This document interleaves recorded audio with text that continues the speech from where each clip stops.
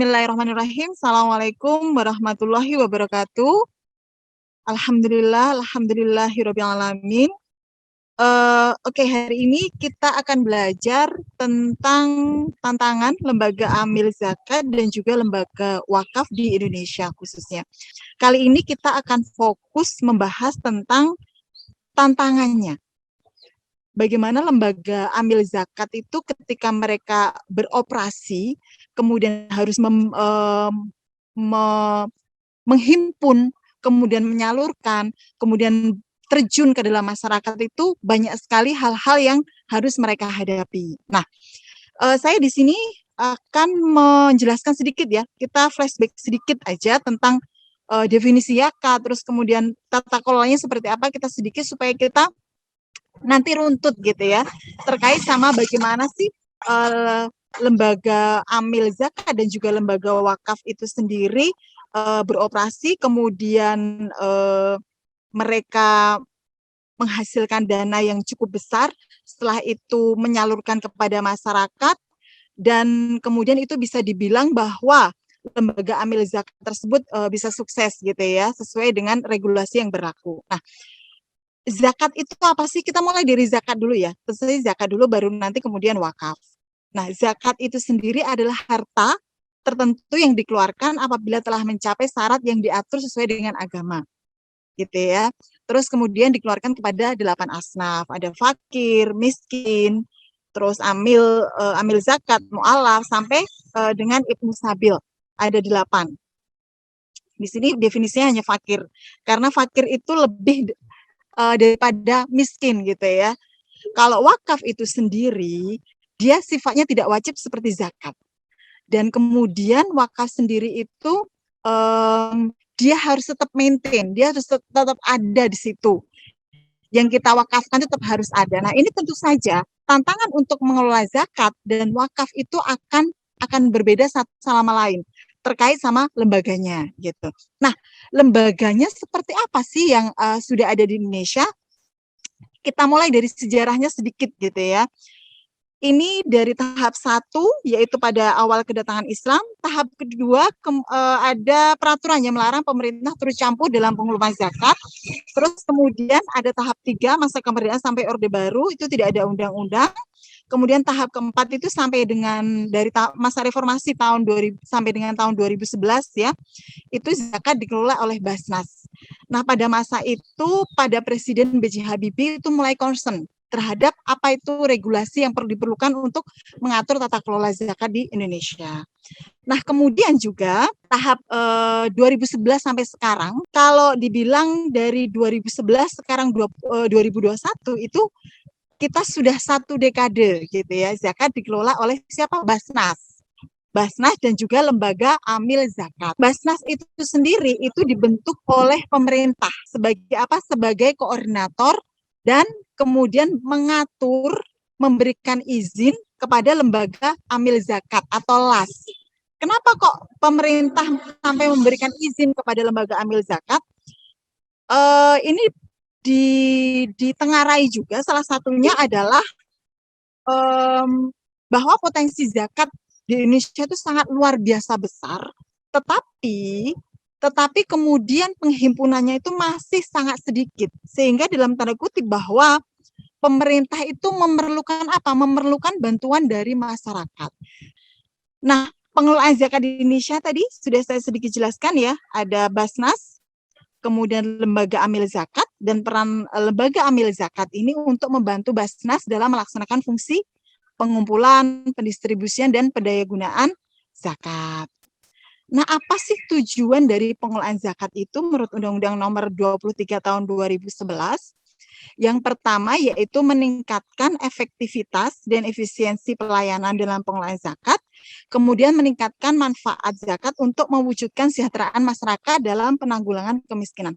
Makanya di sini sangat tepat sekali jika pemerintah gitu ya, pemerintah itu melalui Undang-Undang Nomor 23 Tahun 2011 itu menggarisbawahi tentang regulasi tentang pentingnya zakat dalam di negara Indonesia ini sendiri.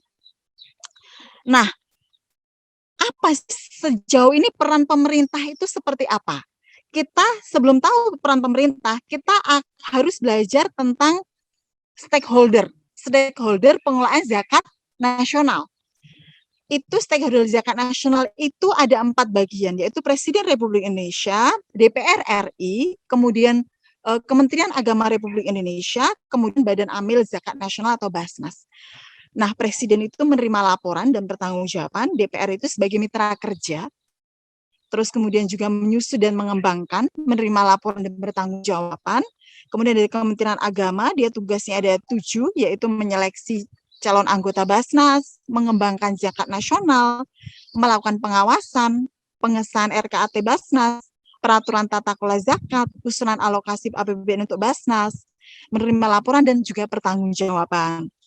Nah, di sini Basnas sendiri juga lebih banyak tugasnya, yaitu ada 9 dari melaksanakan 7P secara nasional sampai dengan melakukan pengembangan SDM. Nah, tantangannya apa saja sih tantangan lembaga amil zakat terutama di Indonesia ini? Yang pertama yaitu kemampuan sumber daya pengelola lembaga amil zakat yang belum optimal. Kenapa kok dikatakan belum optimal gitu? Karena memang pengelola-pengelola ini sendiri masih relatif belum paham gitu ya tentang pentingnya zakat. Orang-orang yang sebagai amil yang bekerja di dalam amil, mereka dalam tanda kutip masih dikatakan bahwa kesejahteraannya masih kurang dan sebagainya. Ini membuat kemampuan sumber daya manusia pengelola lembaga amil zakat belum bisa secara maksimal. Terus kemudian tantangan yang kedua yaitu lembaga amil zakat itu yaitu kesadaran dan literasi masyarakat masih sangat rendah. Orang taunya zakat itu dari mana? Taunya zakat itu zakat fitrah. Apakah mereka tahu zakat mal? Belum tentu, gitu ya. Jadi taunya hanya zakat fitrah. Zakat itu apa sih zakat fitrah? Yang kita bayarkan setahun sekali. Kalaupun orang tahu bahwa mereka wajib untuk berzakat, gitu ya, sebesar 2,5% misalnya. Nah, mereka untuk berzakat itu juga masih inginnya langsung diberikan kepada misalnya orang-orang tetangga ataupun kepada saudara, kepada fakir miskin. Nah, ini kenapa? Karena mereka tidak percaya gitu ya. Tidak percaya terhadap lembaga amil zakat itu sendiri. Ini perlu untuk kita bangun bersama supaya kesadaran dan juga literasi masyarakat itu meningkat gitu. Terus kemudian efektivitas dan efisiensi lembaga amil zakat dalam pengelolaan dana. Dan ini perlu adanya regulasi dari pemerintah yang tepat. Tetapi saya kira pemerintah ini ya sudah berupaya sedemikian rupa dengan salah satunya adalah penyusunan misalnya zakat core principle yang di situ bagaimana sebaiknya lembaga amil zakat itu beroperasi. Nah, itu sudah ada standar-standarnya. Kemudian kemampuan untuk bersinergi dan berkolaborasi dengan program pemerintah, terutama terkait dengan pengentasan kemiskinan, gitu ya. Nah, ini kalau tantangan itu, maka solusinya apa? Solusinya beberapa solusi. Sebenarnya tantangan itu banyak, gitu, tapi kita ambil yang utama, yang main aja. Nah, solusinya adalah kita harus memiliki tata kelola zakat yang lebih adaptif dengan ekosistem digital zakat. Nah, kemudian negara perlu lebih besar dalam memberikan perlindungan hukum pengelolaan zakat. Kemudian juga peran Kementerian Agama dan Basnas perlu diperjelas. Terus kemudian perlunya perlindungan terhadap profesi amil zakat. Nah, perlindungan di sini ke depannya misalnya bahwa ketika profesi amil zakat itu dalam tanda kutip masih dipandang sebelah mata, nah bagaimana pemerintah gitu ya, pemerintah itu berupaya untuk meningkatkan misalnya kesejahteraan mereka atau juga mungkin perlindungan terhadap mereka melalui undang-undang, melalui jaminan kesejahteraan, terus jaminan kesehatan dan sebagainya. Kemudian bisa juga dengan meningkatkan kapasitas mereka. Melalui apa? Dengan membuka akses. Akses apa? APBD ataupun APBN. Untuk apa? Untuk meningkatkan kapasitas dari organisasi pengelola zakat itu sendiri. Kalau misalnya bahwa yang bisa dipakai oleh dana yang bisa dipakai itu ada maksimalnya, maka disinilah peran dari pemerintah melalui APBN atau APBD itu menjadi sangat-sangat penting gitu ya. Oke, kemudian di sini kita akan lembaga wakaf karena waktunya. Lembaga wakaf kita akan singgung sedikit tentang konsep wakaf. Wakaf itu dari makna bahasa Arab itu artinya pegangan dengan tujuan mencegah atau menahan harta untuk melindungi sesuatu dari kepemilikan oleh orang ketiga.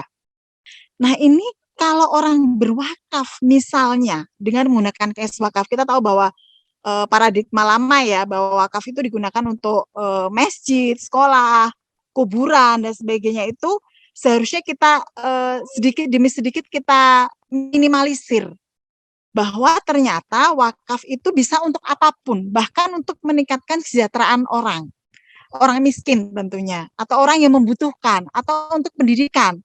Terus kemudian bentuknya bukan hanya cash wakaf saja, ada saham wakaf. Terus kemudian ada deposito wakaf. Nah ini pengelolaan wakaf di Indonesia dari tahun 2004 kemudian sampai 2014, jadi sudah hampir 2 dekade ya untuk mengelola wakaf di Indonesia. Ini bisa kita ubah dengan adanya cash wakaf yang bentuknya macam-macam tadi, ada saham dan sebagainya. Ini Badan Wakaf Indonesia, data terbaru ada 196. Oke, ini adalah contohnya Badan Wakaf Indonesia itu sebagai pengawas, sebagai regulator. Terus kemudian ada dompet duafa, ada rumah zakat, ada kitawakaf.com dan sebagainya. Itu apa sih tantangan lembaga wakaf? Tantangan lembaga wakaf yang pertama yaitu profesionalitas nazir. Profesionalitas di sini nazir ini masih sangat-sangat dipertanyakan. Kemudian juga rendahnya literasi wakaf. Itu tadi seperti zakat ya. Orang taunya bahwa wakaf itu ya tanah gitu.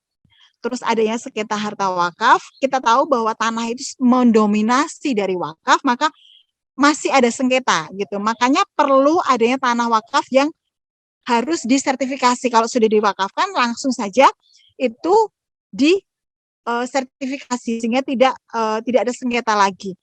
Kemudian dukungan pemerintah juga belum maksimal meskipun pemerintah sudah berupaya sedemikian rupa. Terus kemudian sosialisasi wakaf itu penting untuk apa? Untuk meninggikan tingkat literasi yang masih sangat-sangat rendah. Nah, kemudian solusinya seperti apa? Nah, perlu sosialisasi yang struktur untuk meningkatkan literasi wakaf dengan melibatkan peran dari lembaga seperti masyarakat ekonomi syariah. Terus kemudian apa? Tadi upgrading kompetensi SDM secara berkelanjutan, harmonisasi kelembagaan dan peraturan perundang-undangan, kemudian juga meningkatkan good wakaf governance antara lain melalui implementasi apa? Wakaf core principle yang mencakup transparansi, akuntabilitas, dan pengawasan.